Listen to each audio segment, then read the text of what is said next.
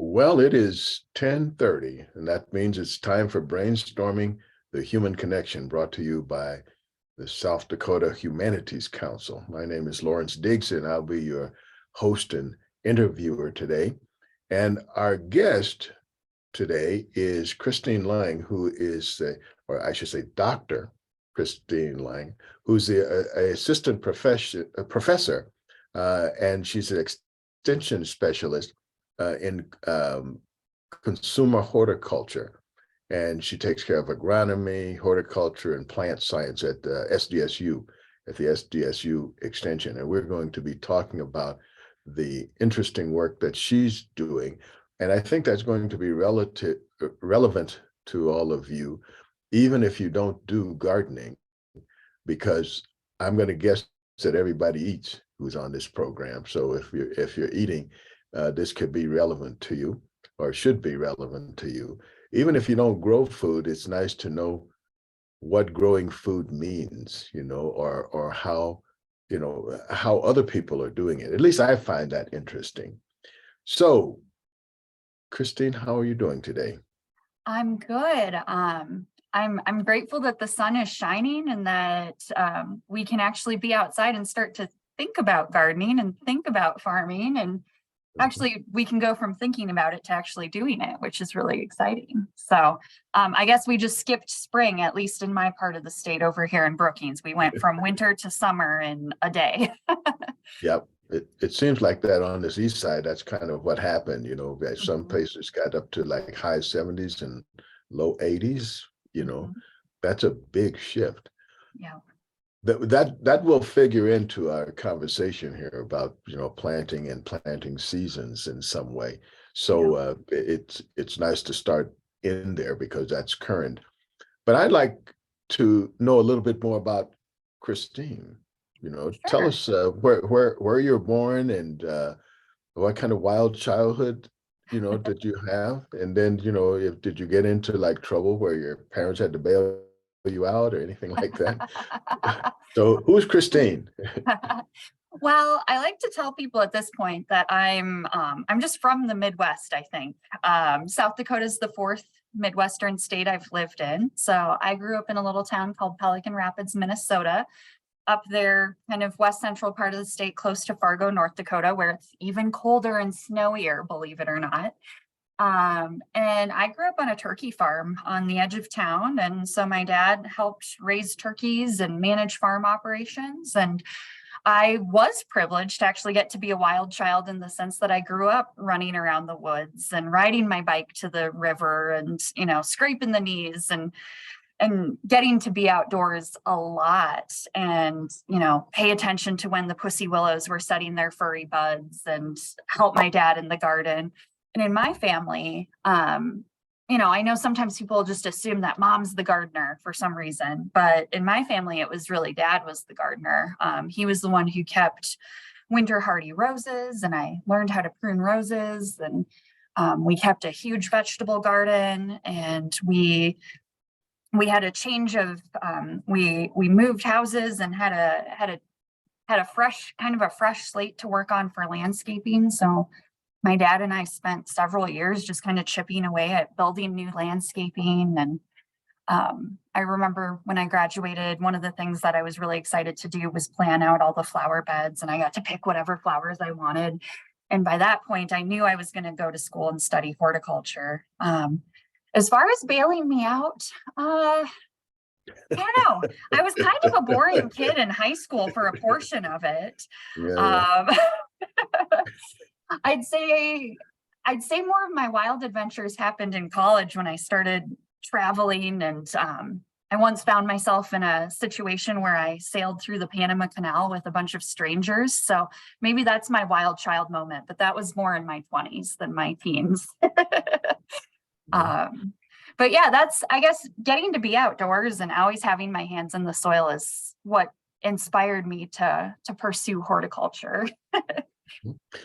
Well, I'm glad you did, because we wouldn't have some of the things that you're doing today. And speaking of that, can you tell us something about the activities you are engaged in as an extension agent with horticulture? What's the things that's occupying you right now?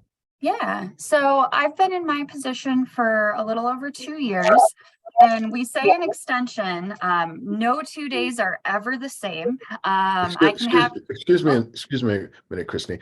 Uh, I think someone has their mic on. Could they turn off their mic if you're not speaking, if you're not talking?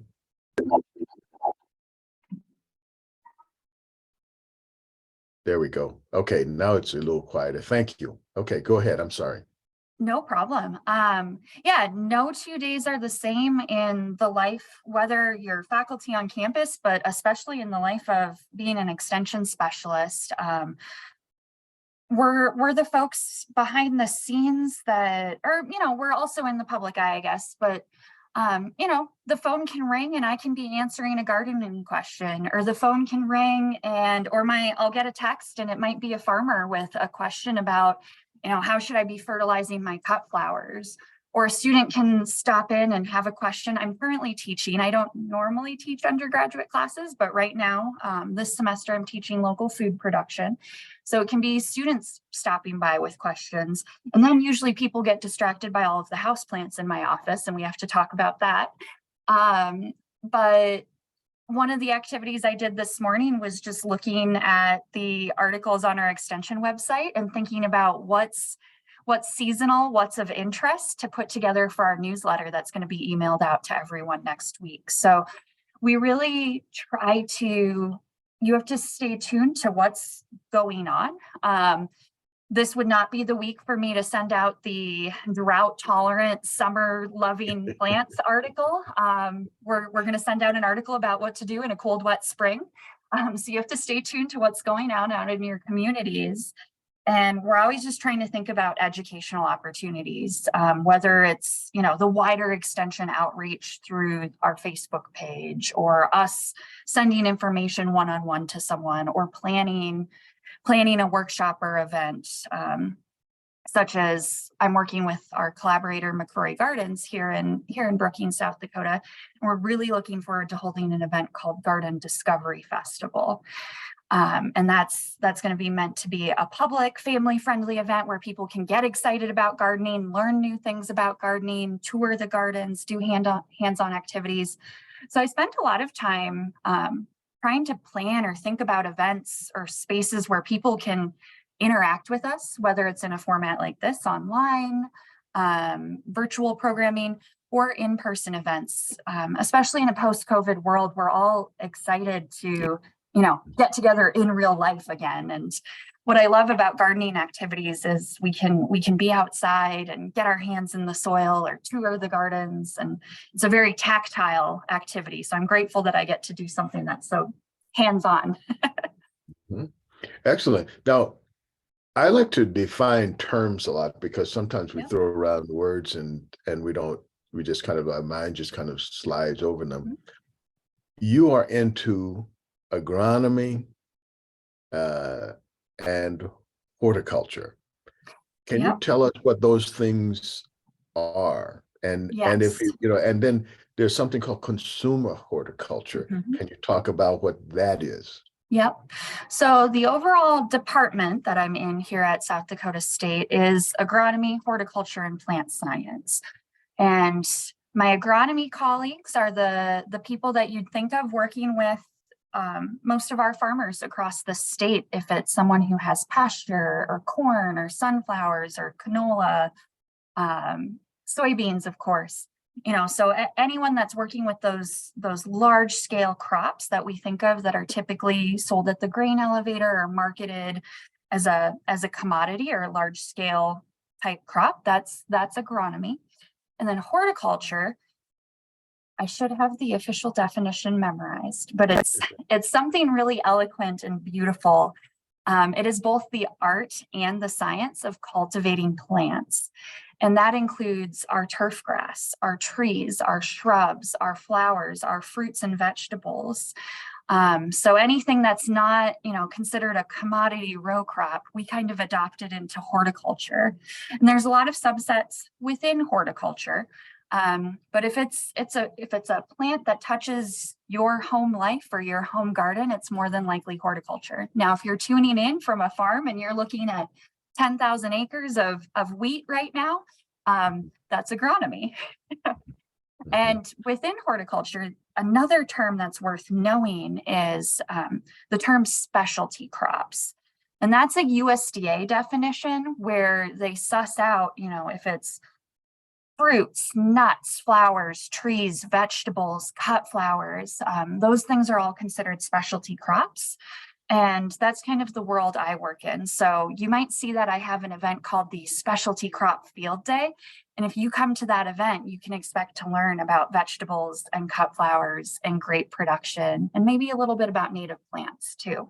So those are those two terms.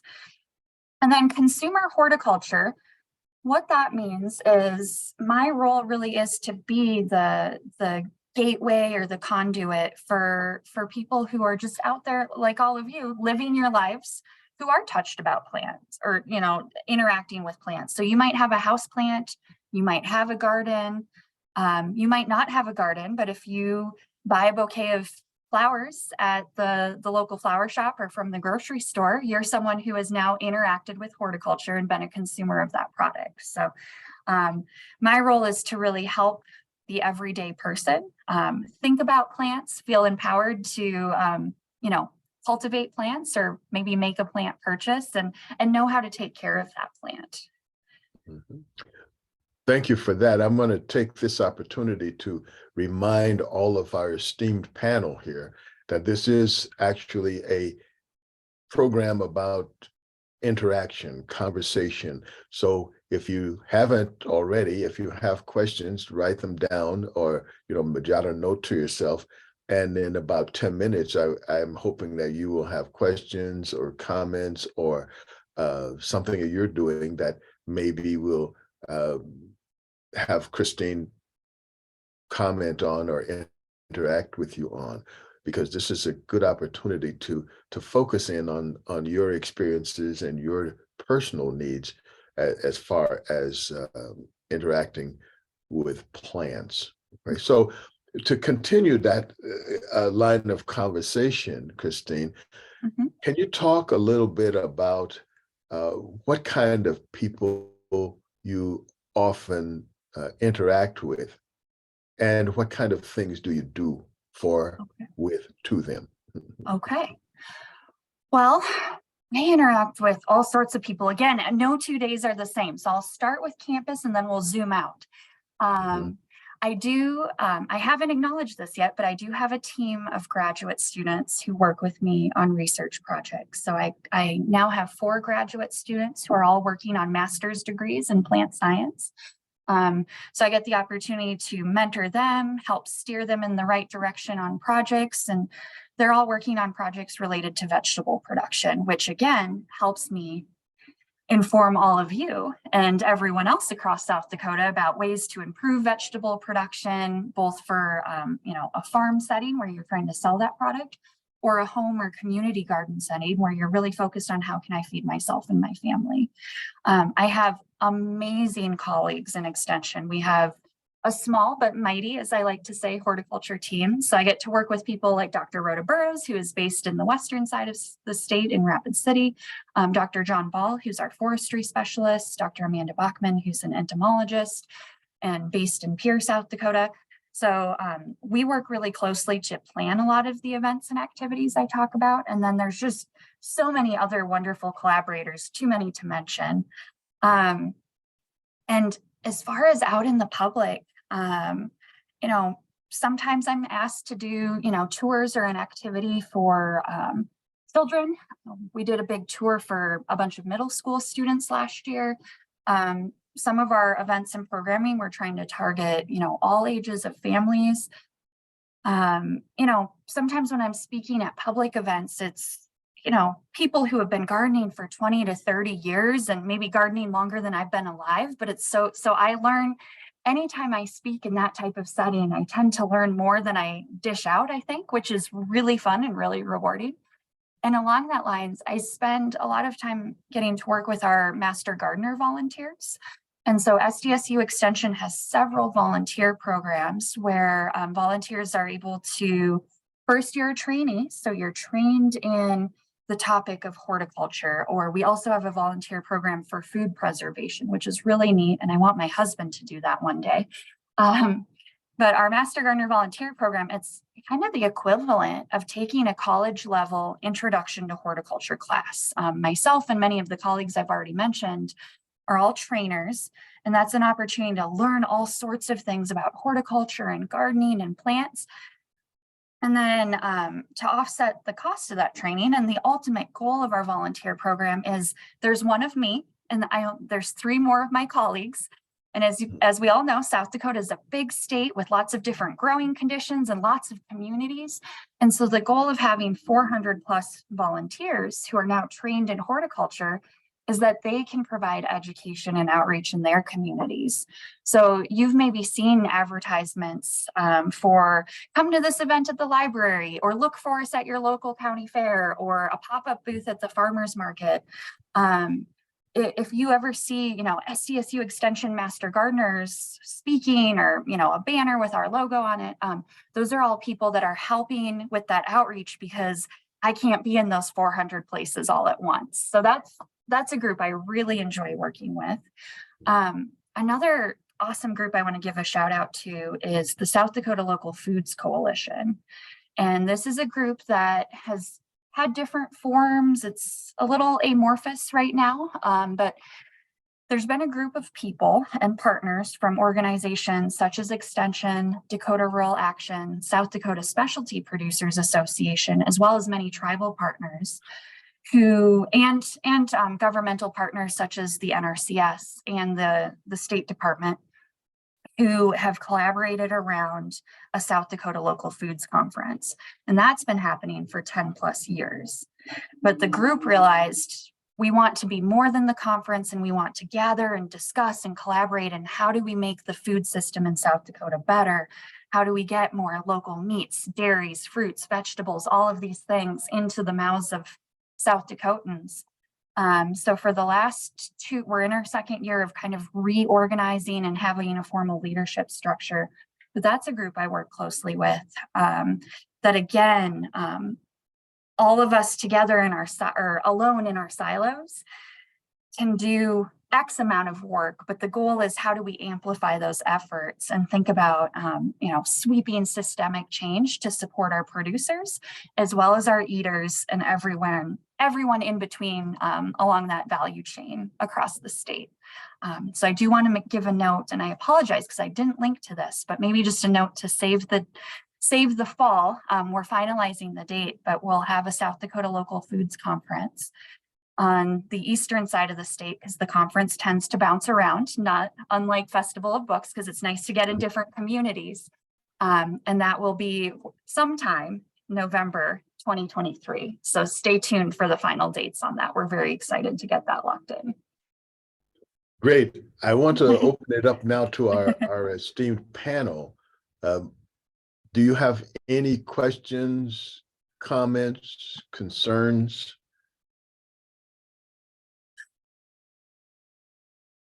Yes, no, maybe so.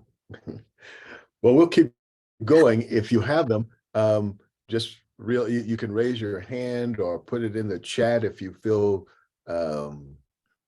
shy. I know none of you are shy, but if you're feeling shy today, you can put it in the chat. And otherwise, Lawrence, sorry to interrupt. There is a question in the chat there.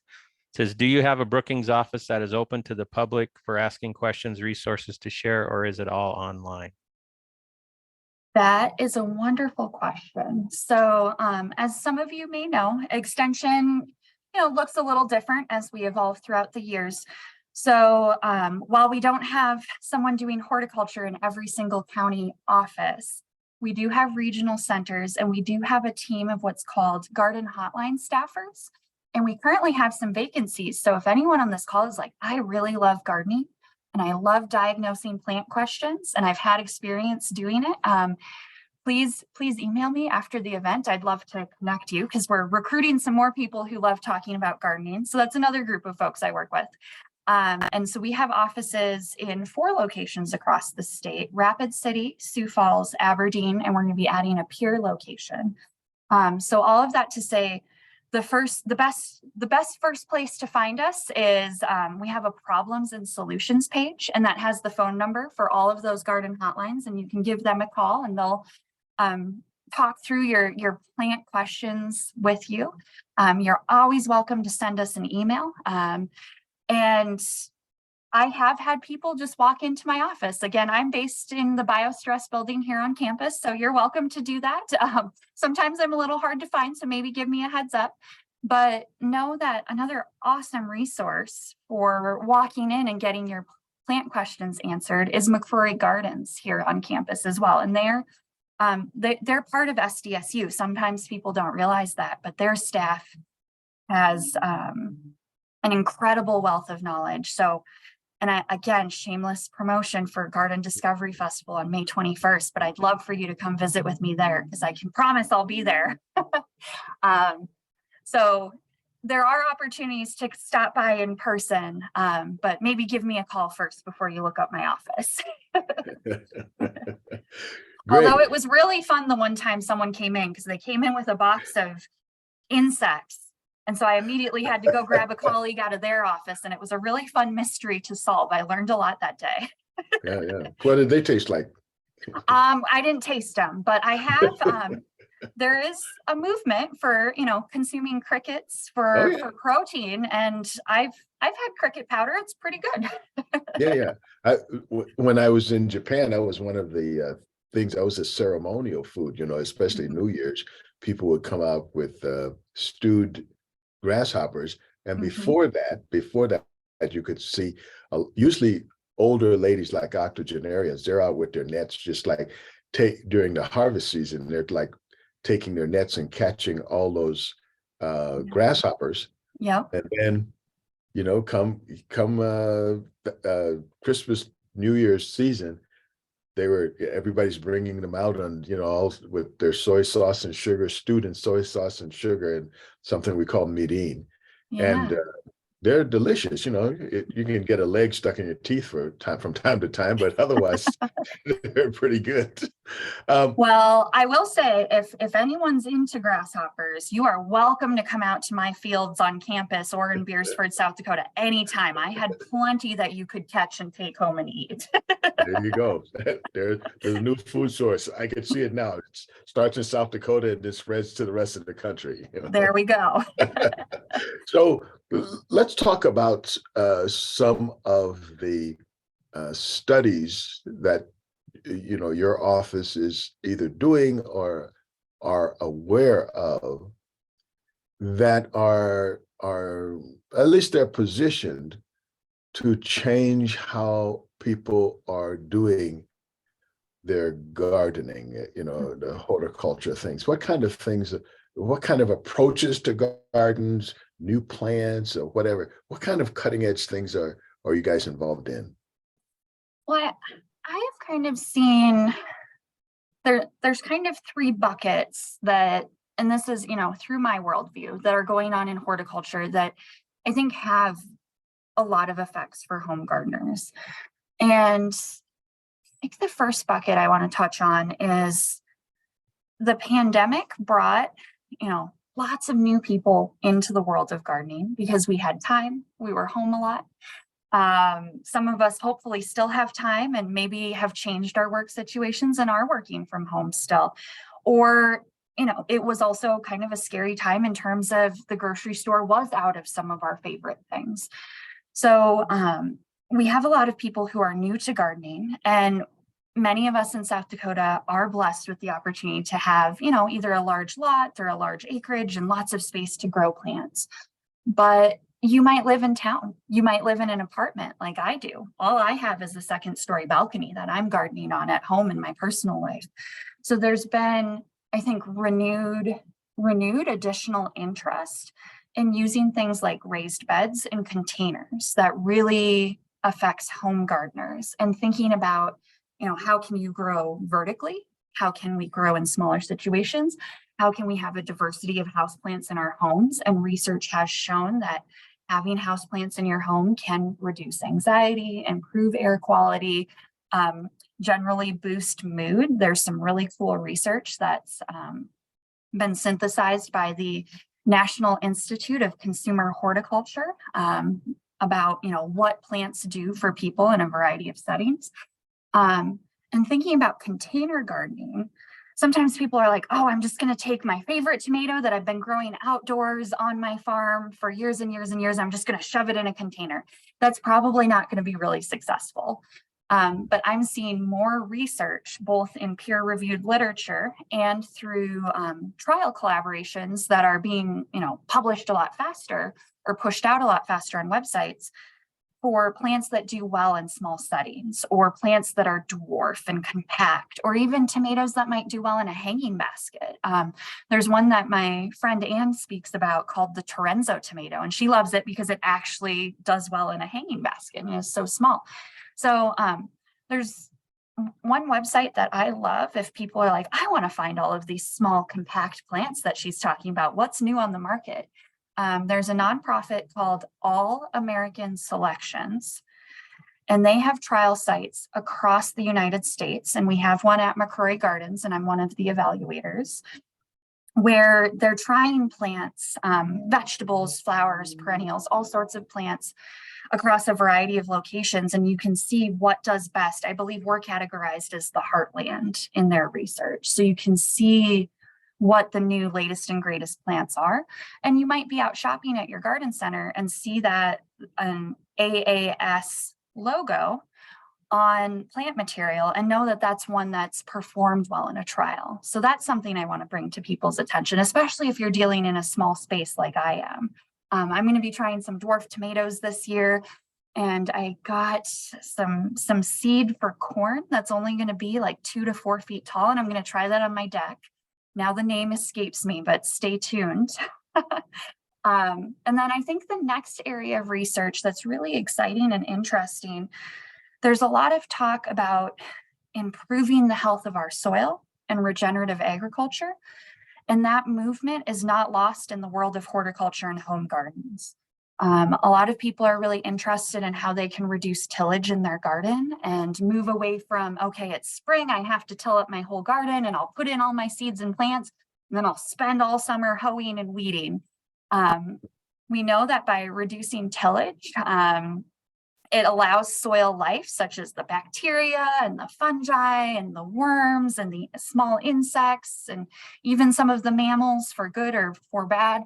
It allows those creatures to thrive and, burrow and break down all of, if you've got leftover plant matter laying on the soil or the leaves from the fall, they can break all of that down and they act as, natural composters essentially, and that can return nutrients into your soil. It can also take your soil if it's hard and compact and like, I can't even get a garden trowel in here, by reducing tillage, especially over time, research has shown that the structure of that soil can improve. So I sometimes hear farmers talk about this. Your soil becomes more like chocolate cake. So it becomes more spongy. It can soak up more of those rainfalls when we get them. It can hang on to that water. It allows those plant roots to, grow deeper into the soil. So I see a lot of interest in how do we reduce tillage in our gardens, and people are using more compost and maybe thinking about using less synthetic fertilizers. And especially right now, a lot of the synthetic fertilizers are quite expensive because those things are tied to supply chains. They're tied to petroleum prices. So I think the movement around improving soil health and or using organic methods is really exciting. And my research group, so my graduate students, along with my collaborators, we're looking at how do you reduce tillage. So we're looking at snuffing out weeds by blocking sunlight or using clear plastic over the soil to really heat up that soil. You get all of those weeds to germinate and then they fry. And then if we don't disturb that soil anymore, we're not stirring up new weed seeds. Because if you can, get all of the weeds in the top 2 inches or so of your soil to germinate, and then you get rid of them, if you don't stir up that soil anymore, you're not bringing new weeds to the surface. So you don't have to spend all summer hoeing or tilling or removing all of those weeds. So I have a graduate student, we're actually going to be putting tarps out on the soil next week. So if anyone's bored in Brookings, come on over. And as you can imagine, just laying tarps on soil in South Dakota, they're just going to blow away. So we weigh those down with heavy sandbags. So we're all going to be getting a workout next week, but we're going to be looking at what are the effects on soil temperature, reducing weeds, and what are the effects on soil microbial life. So we have a soil scientist who's working with us on that project. Speaking of soil microbes, do Yeah. you guys have like supply chains or places where people can go to get those microbes? Because I know that when I've talked to some of my friends who are Hutterites, that they are kind of big on introducing, when they, especially new land that they're starting to, they buy from somebody, they're into like let's say in inoculating them with appropriate organisms. Do you guys are you guys into that, or can you give some guidance on that? I can give some feedback on that. So we know through research that using compost, that's a great way to introduce microbial life into your soil. And even just adding an inch or two of compost, and whether you want to do full no-till and just add that to the top of your garden, kind of layer it like a cake every single year. If you want to gently till that into your soil, that's going to add microbial life to the soil. And there's definitely research that supports that. There are a lot of companies that are raising or doing increases of different key microbes, both bacterial and fungal organisms, and then selling those in a bottle or as a powder.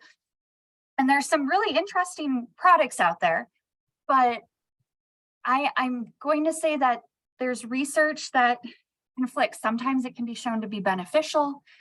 Sometimes it can be shown to have no effect. So I would encourage people to, and I don't have that research in front of me, but I'd encourage people to do their homework. And, our role with Extension is there's some really great companies out there, but we need to be a little bit cautious that we're not just buying something that's proclaimed to be the latest and greatest thing, and there's no science to support it. And the other thing I'll say about that is there are inoculums for plant, and it's typically a powder, and then you mix it with water. If anyone on the call, or if you have friends who have grown pasture, so alfalfa or use clover, we know there are certain bacteria that have relationships with different species of plants, so alfalfa or clovers, that form a beneficial relationship in the soil.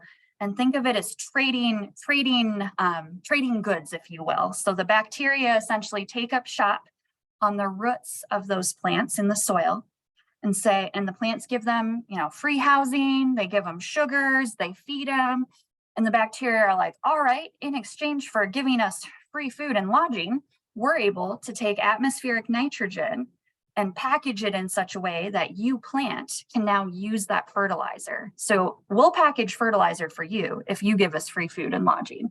And the science backs that. Those inoculum, or those bacteria that are included in those powders that we might mix with our clover seed before we put it out in the field, those are definitely known.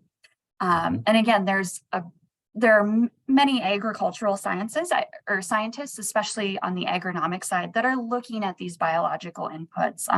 There's also interest in, what does the use of molasses, does adding molasses to plants or soil, does that feed the bacteria and have benefits? And there's just not a lot of research yet. So I'd say in 3, 4, 5 years, we're going to have way more research and be able to say, yes, we know these products work, or this practice is excellent. But I'd say right now we're at the stage where everyone is trialing a lot of these practices. So let's talk a little bit about, well, I'll stop here.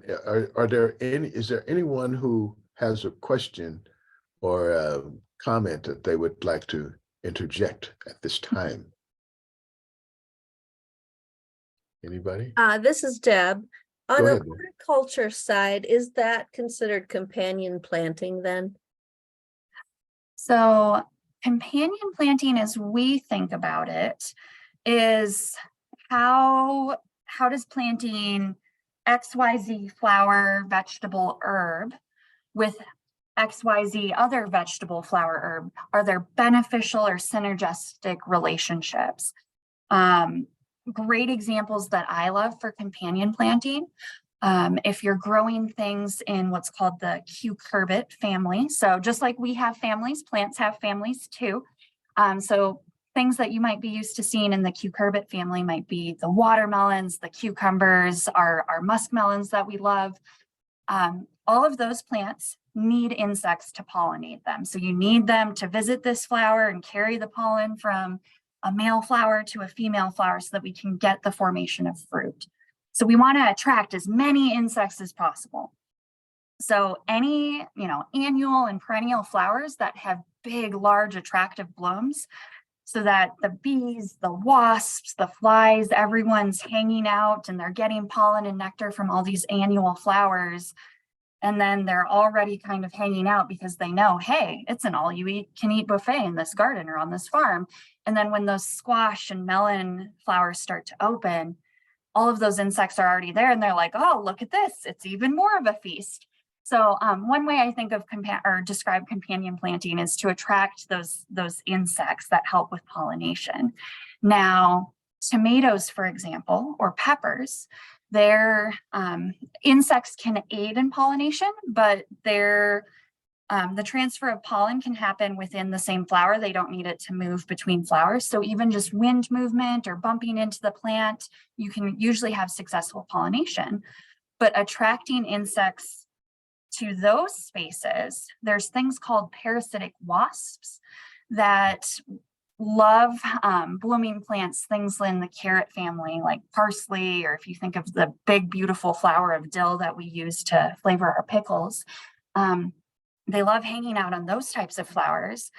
And they might, so there's some predatory insects that might consume aphids and keep them from destroying your peppers. Or if you have big nasty caterpillars that are eating your peppers, I've seen big green hornworms that have just decimated a pepper. I thought it was rabbit damage, but it was one really big, fat, happy caterpillar.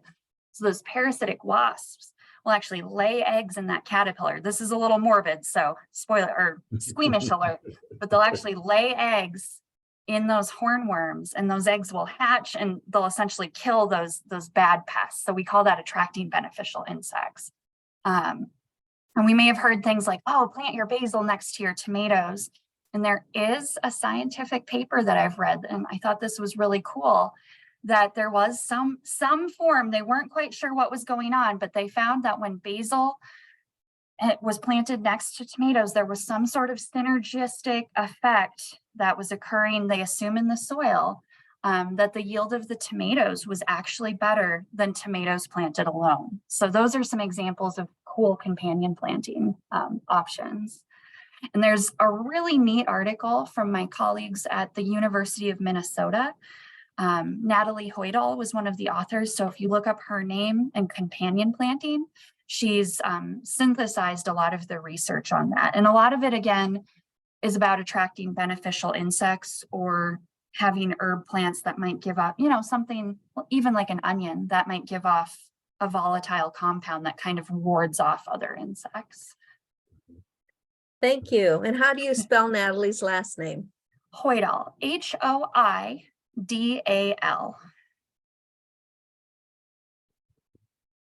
Stacy, did you have something you wanted to say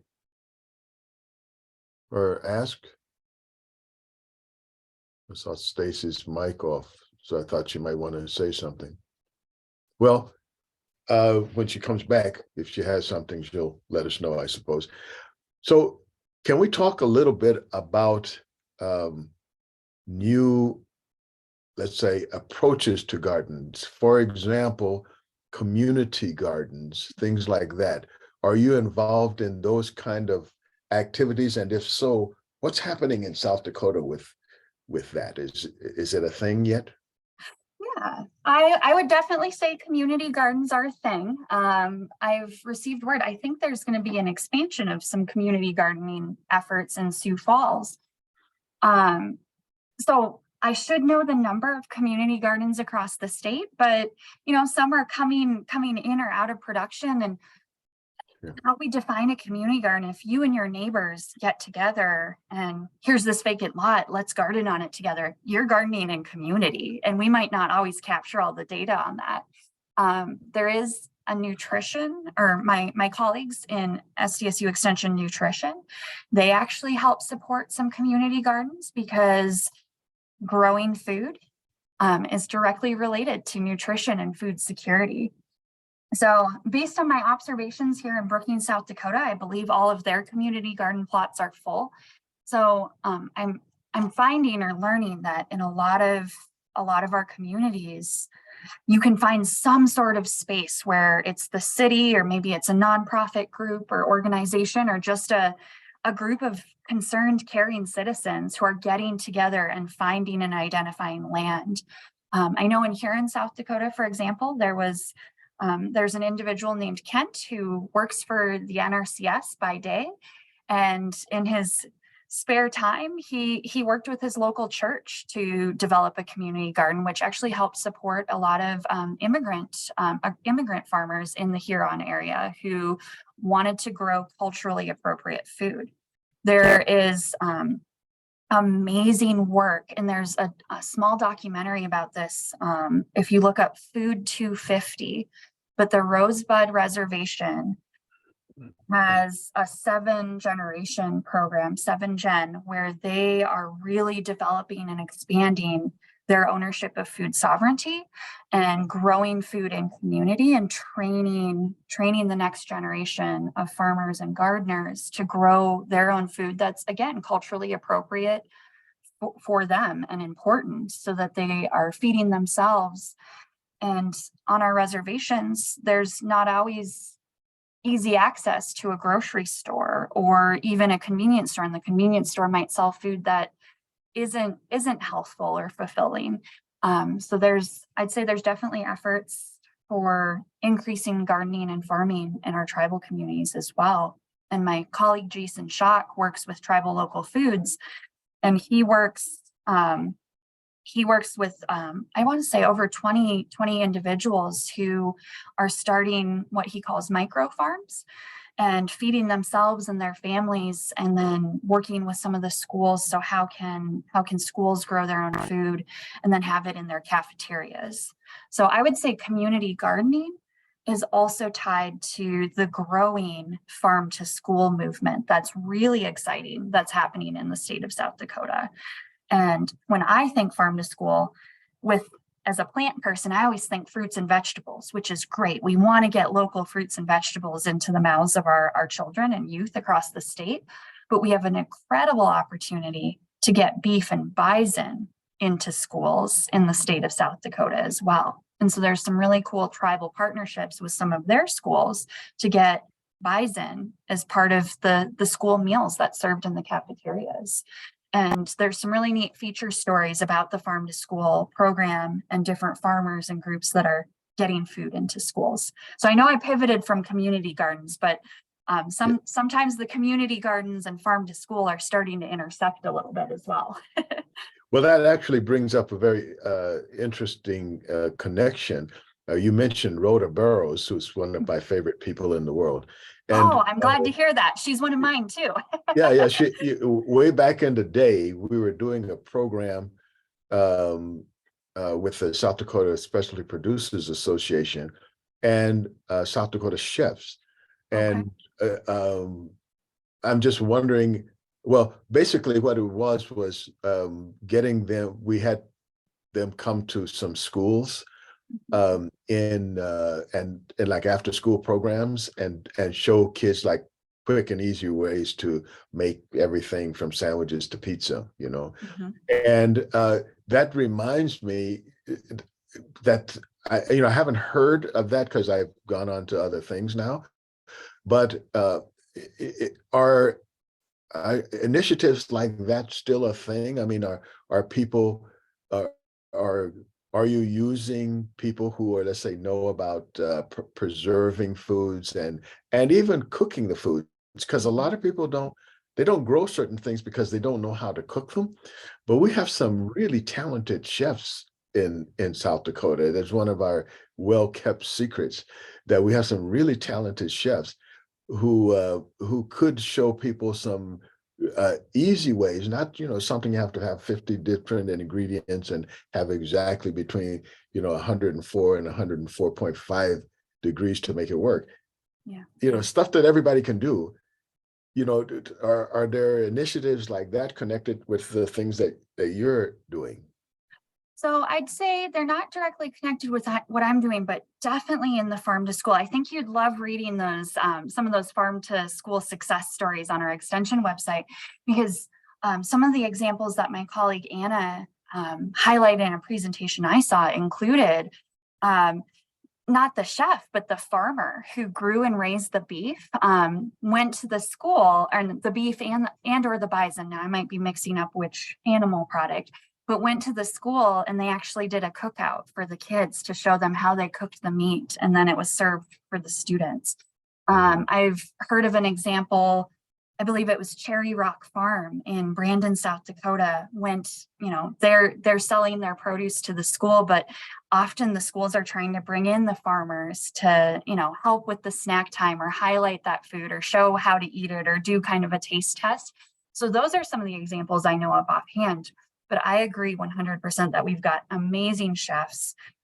And that's we had a chef panel speak for our South Dakota Local Foods Conference last year to get their perspectives and insights on local foods and how they incorporate them into their restaurants, and including chefs who are such an important part of our food system in South Dakota is going to continue to be a goal as we develop our food conference content for 2023. So I'm all about show me how to do this easy and have it be delicious and nutritious. Okay, so another thing is container gardens. We talked a little bit about preparing the soil and things like that.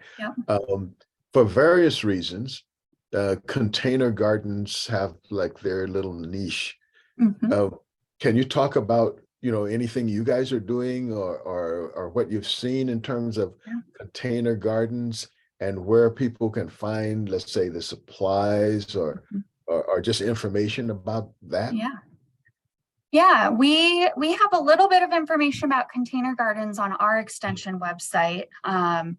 There's a neat list of plants that are compact. So back to the compact plants, University of Wisconsin has an awesome resource for container gardens.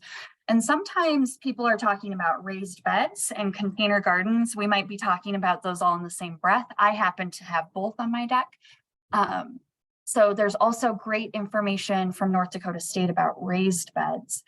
But I think focusing on, I'm really guilty about wanting to put too many plants into one pot. And I've talked a lot about raised beds. So I'm trying to remember if we have a recording of that on our extension website. Maybe not, but I do talk about raised beds and container gardens often in our garden hour program too. So maybe look at the old recordings.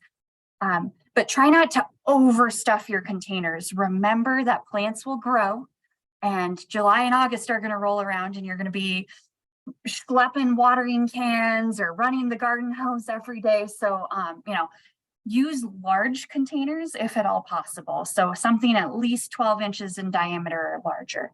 Now, I'm a big proponent of, people don't always think about this, but sometimes your thrift store or your local Habitat Humanity restore, places like that, you might find some garden pots for very cheap. I only say this because on my drive here, I was reminded that it's cleanup week in Brookings. I have scavenged so many free pots because it seems to be something that people want to get out of their garages. So if your community is doing a cleanup week, you can find a lot of free pots for gardening. Of course, local garden centers, there's lots of places to get pots, but I would say focus on a pot that's at least 10 inches in diameter. If you're thinking, I'd like to make a little raised bed, using untreated wood is the recommendation, especially for produce, just from a food safety standpoint. Hardwoods such as cedar, can be great and very water resistant. I've used untreated pine to build my own raised beds. They're starting to warp and get a little rotten. So sometimes people will use treated wood and they might just put a plastic liner, make sure you punch holes so that the water can drain out, or paint the inside with a latex paint so that you have kind of a barrier so that there's no harm in chemical leaching. But I've seen people make raised beds or get creative with containers using old pallets or landscaping pavers. So there's a lot of ways to be creative with gardening. I've even seen people garden in old shoes. I don't know that I'd want to eat a carrot grown in an old boot, but more power to you if you do. Special My kind of taste's a little flavor. sweaty. Yeah. Sweaty old carrot. Yeah.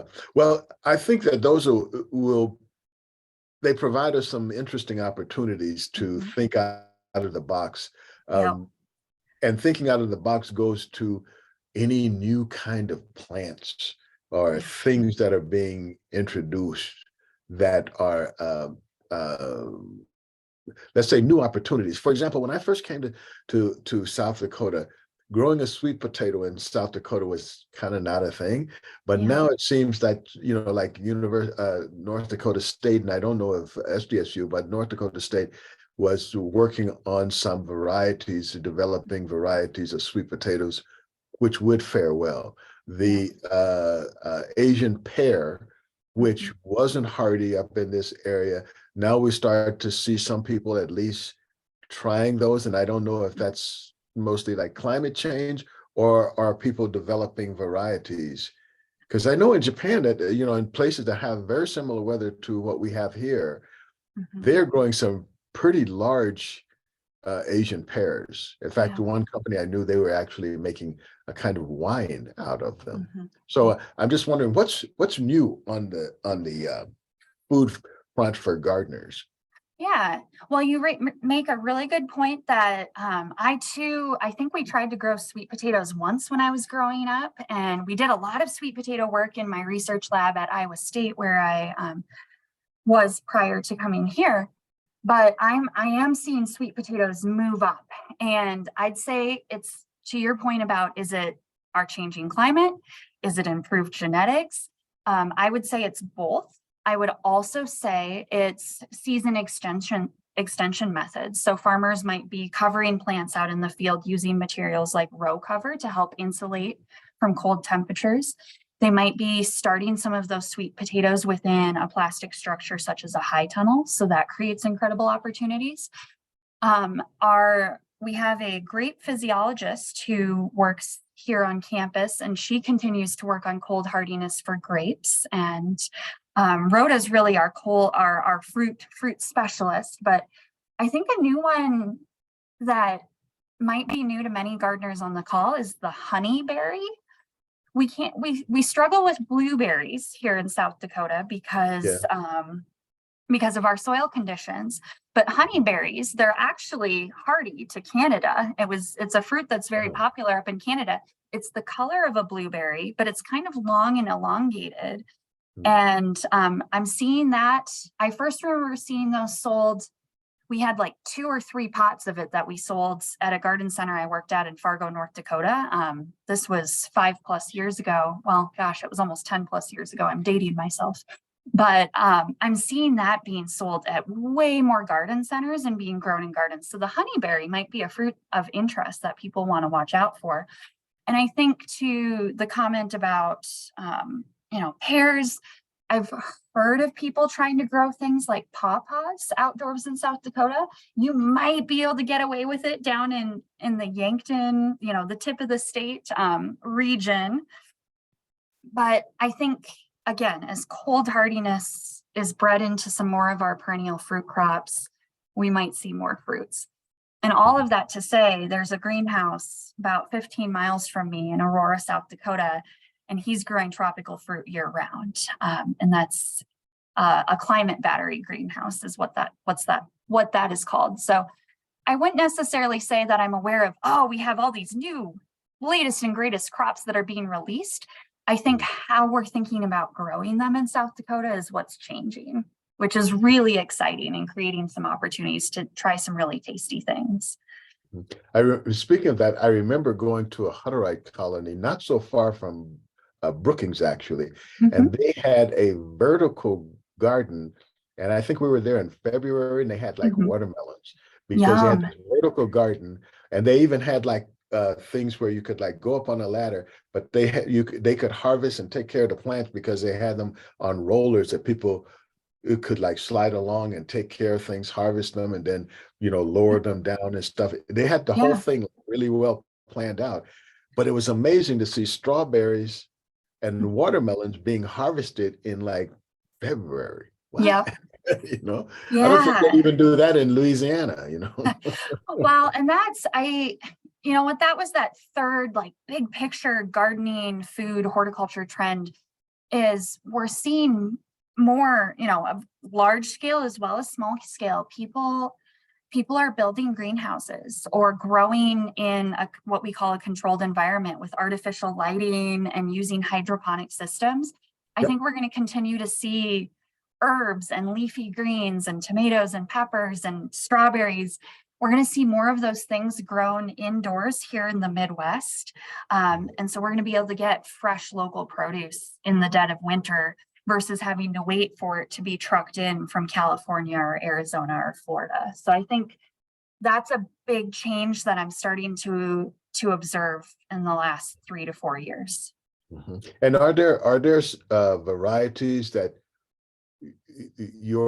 the folks you work with are aware of that are, let's say, acclimated to these kinds of indoor environments? Because I think the indoor, so far we've only gone so far in like how we can duplicate nature, duplicate the summer in winter.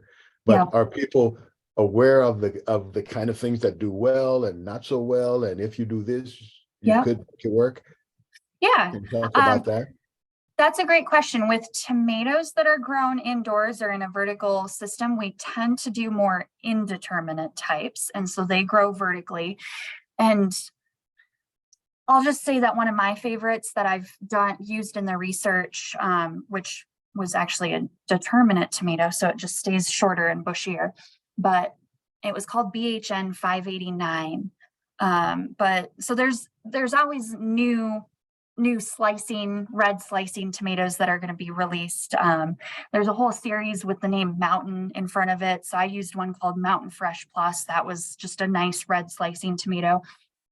It's really important with things like cucumbers. If you're going to grow them in a high tunnel or greenhouse setting, you want to look for cucumbers that are labeled as parenthecarpic, so that they don't need that cross-pollination, because you might not have the insects in your greenhouse or high tunnel in the same way to move pollen. So while I can't say these are the top 5 cucumbers to grow in a greenhouse or a high tunnel, I can say you do want to make sure that they're labeled for use in that setting, and they'll typically say this is parenthecarpic. What was that word again? Parenthecarpic. Oh, can you write that in the chat? And by the way, there's lots of stuff in the chat, so don't make sure that you go to the chat and then save it in the chat, and it should save to your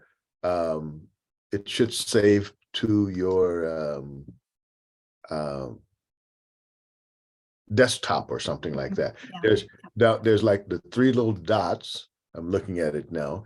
And then if you click on those 3 little dots, it'll say save chat. Click on that, and then you should find that it's saved somewhere, either to your desktop or your downloads folder, wherever your computer is set to unload.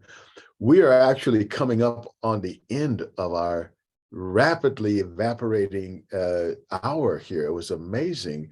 There's so many things I would love to keep conversing about, but unfortunately we're running out of time.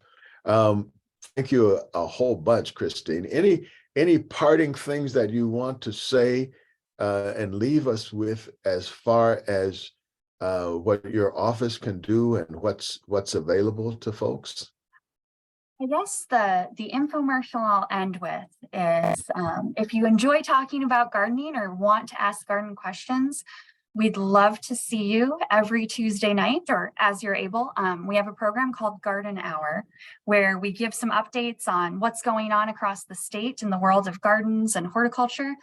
And just like this, it's a program where we want people to ask questions. And sometimes it's fun to stump the panelist and we have to get back to you the following week or follow up with an email. But that's an online program that airs 6 p.m. Mountain, 7 p.m. Central every Tuesday, and that'll run May through August. We want it to be in season so we can give you timely updates. And I would just encourage everyone, try something new. Buy a new house plant if you've had your eye on one and been curious, and or try a new seed or try something new in your garden. And I want you to know that not all of my plants live. So you have permission to kill a plant from time to time, and don't beat yourself up about it. And I once heard a farmer say, seed is the cheapest thing you can put in the ground. So don't be afraid to try new things.